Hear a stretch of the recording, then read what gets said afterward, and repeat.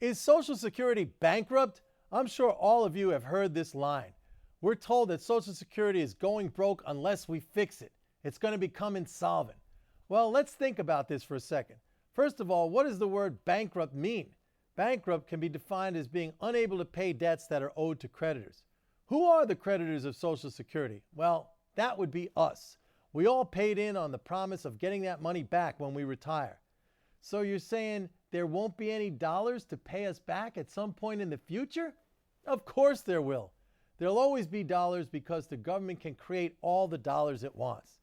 Alan Greenspan, remember him, was once asked if Social Security was secure, and his response was, the government can create as much money as it wants and pay it to whomever it wants, but the question is whether or not there will be sufficient quantities of the real assets for seniors to consume. It's that second part of his statement that's really the crux of the issue. We all know that the government can print any amount of money it wants. You can't run out of dollars, as I just said. But what did Greenspan mean when he asked, will we have a sufficient amount of real assets to consume? What he was referring to were things like food, shelter, clothing, healthcare, transportation, communication, maybe some leisure activities once in a while. You know, the basic stuff. That is the stuff, and it's what Greenspan meant when he was talking about having sufficient amounts of the real assets. The money is simply what we use to purchase and consume those real assets, and the money is not a problem because we can make as much of it as we want by a simple keystroke. It's the real assets that matter, as Greenspan correctly pointed out. So the question is, do we have enough of those assets? Well, as I said in my last video, America is a nation of unparalleled abundance. We literally feed the world. We have plenty of food. There isn't any shortage of housing, and in case you haven't noticed, we're suffering from a housing glut, nor will you be turned away from any hospital due to a lack of beds.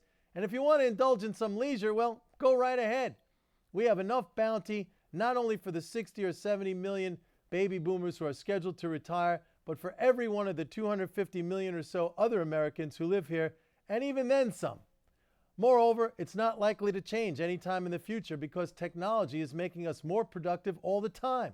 When Social Security started back in the 1930s, it took 18 workers to create enough output for one retiree. Now it only takes 3. And in the future, because of technological advances, it'll only take 2 or even 1 worker to feed, house, clothe, and provide for the needs of one retiree. But let me get back to the money because I kind of glossed over that. Many of you understand the concept that we can literally print all the money we need, but I'm sure a lot of you would be horrified by that prospect, even though it's true, because you would worry about the value of the currency.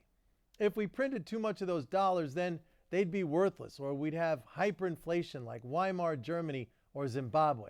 Well, not so fast. Remember, it's all about the real assets. If we ensure their abundance, that ensures the real solvency of Social Security, and it also ensures that the growth of wealth, at least in real terms, continues. So how do you do this? Well, I'll tell you one way not to do it. If you try to save today by reducing our spending and investment, by cutting back, then less of those real goods get produced. And that's going in the wrong direction. On the contrary, the way to guarantee the solvency of Social Security is by ensuring that the economy remains at full output. That means everyone is working and the economy is producing all that it can produce. That's how we will ensure that we will be producing sufficient quantities of the goods and services that will be needed now and in the future. Where do we get the money? The money's just an accounting entry. We can't run out of digits, and we don't dig up our money out of the ground. It's just a digit on a spreadsheet. Moreover, making those digits does not create hyperinflation because you are producing ever-rising quantities of real goods and services at the same time. In other words, while the supply of money might be increasing, the supply of goods and services is increasing too. We have greater and greater abundance, and that's not inflationary. We cannot save our way to Social Security solvency. That removes digits. We can only produce our way there. Moreover, focusing on the money and not the stuff is just silly, as Alan Greenspan pointed out. It's all about what we have or don't have in real terms. The money's just a means of exchange.